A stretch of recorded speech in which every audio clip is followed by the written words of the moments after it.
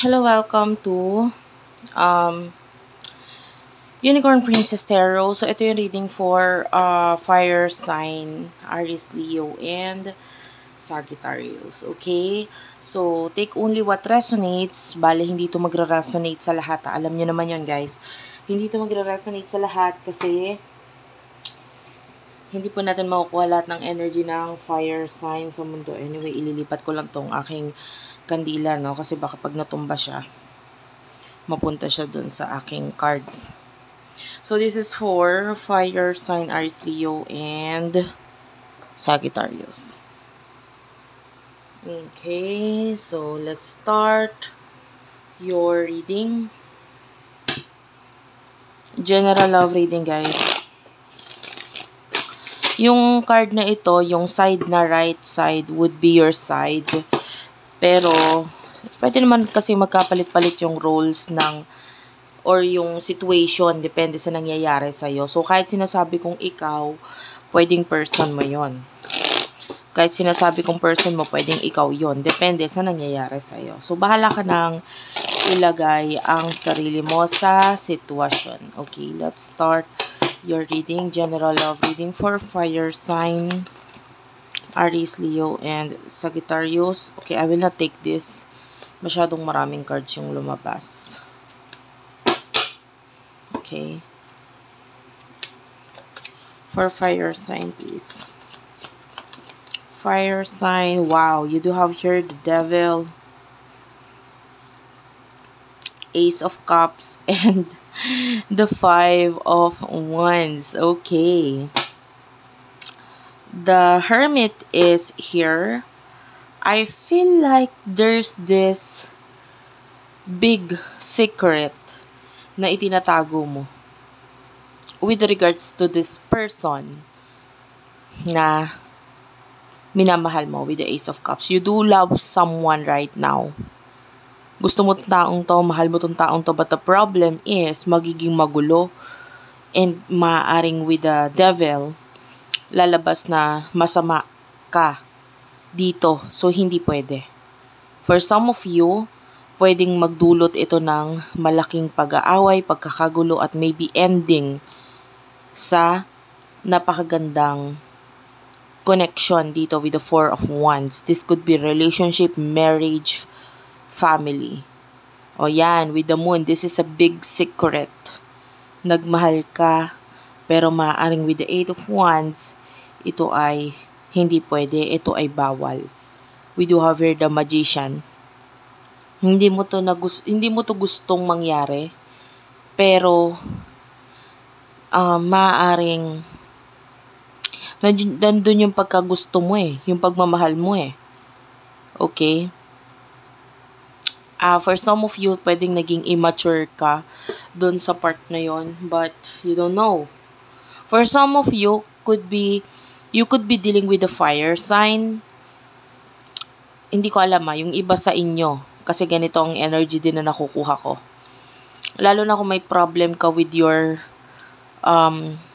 likod.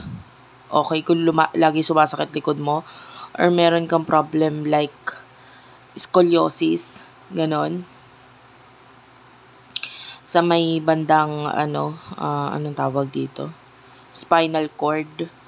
Okay, alin man doon, pwedeng malala, pwedeng hindi yung problem mo sa likod mo. But I can see problem with your back. This could be your reading. Yung iba, pwedeng ang kakonect mo is si fire sign, and then gusto mong malaman kung ano ba to. Sino ba tong kakonect nito ni fire sign nito? Kung may kakonect na ba siya, kung may someone na ba siya. And maybe you're just here to find out. Okay? And eto na nga, si fire sign, nakukuha na natin dito ng mainit na connection with someone. Okay? And alamin natin, who is this person? Sino itong person nakakonect ni fire sign? Spirit guides, angel guides, person nakakonect ni fire sign. Please tell me. Person nakakonect ni fire sign, spirit guides, angel guides. Person nakakonect ni fire sign.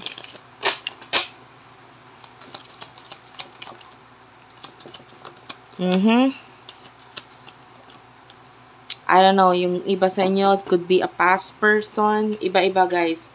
Meron ditong past person, meron ditong friend with a Queen of Wands who is like, maybe a friend na nabibigyan ka or meron naging pag-uusap with regards sa money, finances. So, pwedeng may friend or may usap regarding finances dito. So, pwedeng workmates, ganun, katrabaho. Hindi ko alam. Pwedeng partners sa negosyo. A lot of people actually ang lumabas dito. Past. Could be a past person, present person, but I can see nagkaroon na ng pagpaplano between you and this person. So, alamin natin ano ba yung mga nasa isip at emotions ninyo ng person na ito, fire sign. I don't know, might be may marriage na involved dito eh.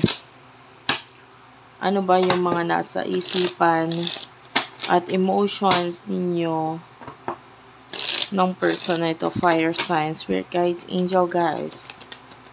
You do have here the mask, okay?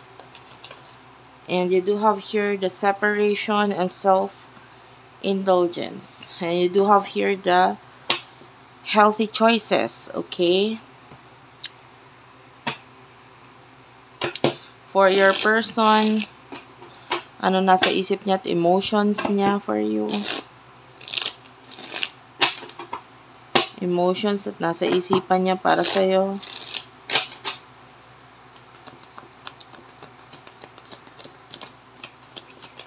Spirit guides, angel guides for fire sign, please. Okay, okay. And one more card. You do have your cassette. Not enough. Okay. And separation. You could be dealing with your soulmate. If you would notice, itong cards na lumabas dito ay parehong may separation na energy. So, both of you might be nagkakaroon ng separation or disconnection sa connection nito because kung ikaw ay may separation or umiiwas, lumalayo, and maybe hindi nakiging open sa person na ito, maaaring sa ngayon, umiiwas at lumalayo ka because you feel like ito yung mas makakabuti para sa inyo with the healthy choices. For some of you, there's a twin flame connection. You're mirroring each other. Bakit? Kasi not only yung separation ang pinagkapareho ng cards ninyo, but also the cassette here. You do have here cassette at the bottom of the deck, and then meron ding cassette sa side ng person mo. So, dalawang beses na nakakuha tayo ng cards na nag-mirror or parang nagkaroon ng pagkakapareho, which is, this could be a sign of a twin flame connection. So, this is a heart connection, by the way. And sa nakikita natin dito, for now, you are focusing on yourself. Mas pinifocusan mo yung sarili mo, kung ano yung makakapagpataas pa ng value mo. So, maybe you're focusing on your work, career, etc. Okay? You want to find out the truth though. Gusto mong malaman ang katotohanan, maybe sa person na ito, kung ano yung emotions niya para sa'yo. I feel like this person, kung siya naman yung may paglayo or may pag-iwas din na ginagawa for you, ang nakikita natin, this person is meron siya mga insecurities sa sarili niya. This person is really jealous. Nagsiselo siya. And might be, nagsiselo siya because this person is thinking of you. And nakikita niya yung paghahangad niya talaga lalo sa'yo. Because might be you are already in a relationship with someone. And then this person is still wanting you. Gusto ka pa rin niya. Whether you are in a relationship with someone, mahirap and masakit. This person wants to tell you this. Nagsiselos ako. Hindi ko alam kung magugustuhan mo rin ba ako. I don't know, this person is not sure dito sa mga bagay na meron siya ngayon, or might be hindi niya kayang i-present ang sarili niya sa'yo. So, ano ba yung gustong sabihin nitong person nito? So, alamin na natin. Mag-concentrate tayo doon sa mga bagay na gusto niyang sabihin sa'yo. For fire sign, please. for fire sign. Spirit guides, angel guides. What do we have here for fire sign? Spirit guides, angel guides for fire sign. Please, ano yung mga bagay na gusto niya sabihin sa'yo? You do have here, I remember every detail of that day. And we do have here, it's time for me to heal now. So this person is really hiding from you. You do have here, I hid who I really am from you. So talaga nagtatago siya kung ano ba talagang emotions niya para sa'yo. Okay? And I feel like this person, it's like nag-heal siya ngayon from the pain, from the lungkot, from this, no? Kasi masakit para sa kanya yung separation na nangyayari sa inyo. Pero hindi ka makakalimutan nitong taong to. And we do have here, I wish I could take back my words. Pero this is like an energy na hindi ito yun eh. Ang mas nakukuha kong energy is, I wish I could take back those times. No, maaaring gusto niyang balikan or gusto niyang sana mabalik yung time sa inyong dalawa, especially if you were still single that time at nagkaroon sana siya ng pagkakataon to have you. For those people na nagkaroon ng time na ganon, no, na nung ikaw ay pwede pang mahalin, pwede pang kunin, sana nandun yung sana ng person na ito, sana mabalik yung time na yon, because if that time, if I know it's impossible, no, para sa person nito, alam niyang imposible, pero kung magiging posible, sana mabalik yung time na yon. And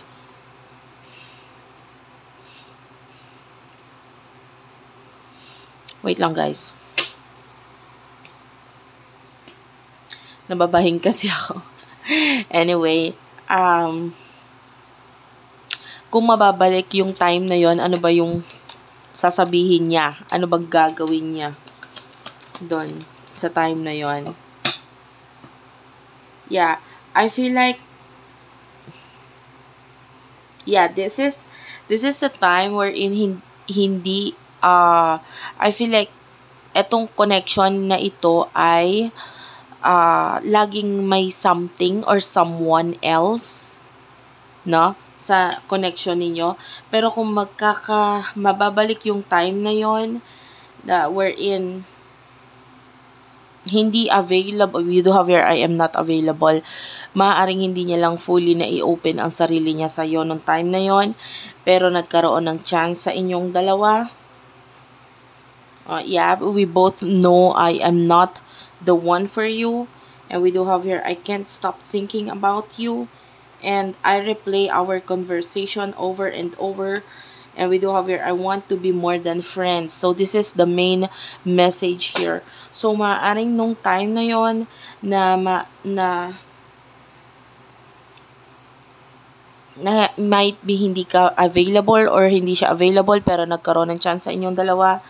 Noong time na yun, hindi ka talaga niya tinigilan na ng pag-iisip. Like those are the memories of you na parang gusto niyang balikan, gusto niyang balikan ulit, at ito sana yung gusto niyang sabihin. Gusto niyang gumawa ng action, kausapin ka ng kausapin, because this person wants to be more than friends with you. Yan. Gusto niya maging more than friends. And yun talaga yung gusto niya mangyari that time. Gusto niya maging more than friends kayo.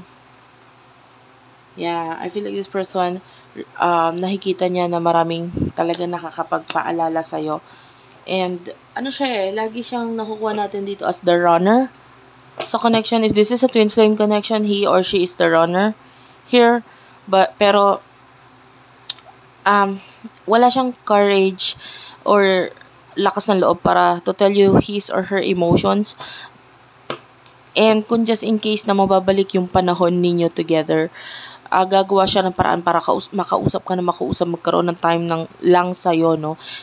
I don't feel like aamin pa rin siya because medyo duwag talaga or torpe itong taong to. But, at least, gagawa siya ng paraan para mas yung time mo maibigay mo sa kanya. Na although you are in a relationship with someone, at least yung time mo nasa kanya. And then might be magkaroon ng chance sa inyong dalawa. Okay, so medyo torpe siya ha. Yun yung nakuha natin. So, what will happen in the near future for the both of you? What will happen in the near future for the both of you, spirit guides, angel guides, for our fire sign? Actually, I'm not sure kung ito ba'y fire sign pa. Kasi nga, iba-iba yung messages or iba-iba yung energies na nakukuha ko. But, anyway, for fire sign, we could be dealing with a fire sign. Nakakuha kasi talaga ako ng cross watchers eh. In the near future, we do have here the Temperance card, 3 of Cups, 8 of Swords, and 7 of Cups. You are denying your emotions in the future. Denying your emotions. Denying your emotions sa person na ito. But you're waiting. I can see you waiting. For your person, you do have the Justice card, the Ace of Wands. Oh, wow. Queen of Pentacles. 6 of Pentacles. I mean, this person, hindi ko, alam mo,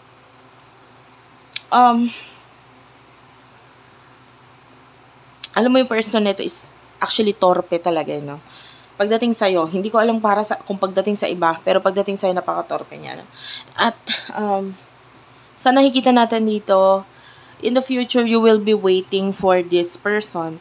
I can see possible reconciliation, pagkikita, pagtatagpo, ulit with this person. Yung iba sa inyo, this is not a near future reading, but rather, tawag dito, medyo magiging matagal. Kasi medyo naging matagal yung paghihintay dito. But I can still see you waiting for this person in the near future. And hindi ko nakikitang you are available. That time with the 8 of Swords, you are still in a connection with someone. So you will be friends. No? So kung magkakaroon ng reconciliation, you will still be friends. No? Nakikita natin with the 7 of Cups. You are denying your emotions in the future. Deny in the future. But I can see possible ng someone here will be more open, honest with the emotions. May isa sa inyo. You could be this person, pero pwedeng i-deny mo muna sa simula. Okay? But with the Ace of Wands, I can see a new beginning sa inyong dalawa, and I can see possible connection na may kinalaman sa pera. There's this pagtutulungan dito. Whoever this person who is more stable in the future with the Queen of Pentacles, itong person na magiging mas stable in the future, magkakaroon ng pagtutulungan or pagbigay ng tulong. So that would be the start of everything here. Okay? In the near future. Yeah.